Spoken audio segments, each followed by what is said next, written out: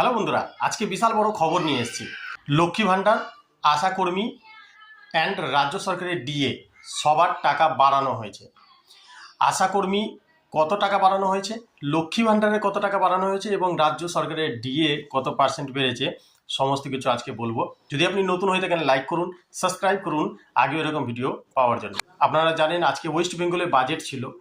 তো 2026 আমাদের জন্য যারা লক্ষ্মী ভাণ্ডার পায়, যারা আশাকর্মী, তাদের জন্য অনেক অনেক অনেক খুশির খবর।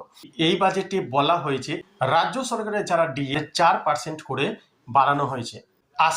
যারা আশাকর্মী আছেন তাদের জন্য বিরাট বড় গুড নিউজ আছে, কারণ এটাই সব থেকে বেশি হয়েছে, সব থেকে বেশি বাড়ানো হয়েছে। রাজ্য সরকারের যে আশাকর্মী, সেই আশাকর্মীদের 1000 টাকা করে বাড়ানো হয়েছে। গুড নিউজ তো? একটা সাবস্ক্রাইব আর একটা লাইক করে দিন। আর লক্ষ্মী ভাণ্ডার, এবার যারা যারা লক্ষ্মী ভাণ্ডার আছে, লক্ষ্মী ভাণ্ডার আমি যারা নতুন অ্যাপ্লাই করেছেন তাদের জন্য আমি কথা বলবো আগে। বাট যারা পুরনো লক্ষ্মী ভাণ্ডার, যাদের অলরেডি পয়সা ঢুকছিল, তাদের কত টাকা করে বেড়েছে? তাদের আগে কত দেওয়া হতো? 1000 টাকা করে, এখন বেড়ে সেটা হয়েছে 1500, মানে 500 টাকা করে বাড়ানো হয়েছে।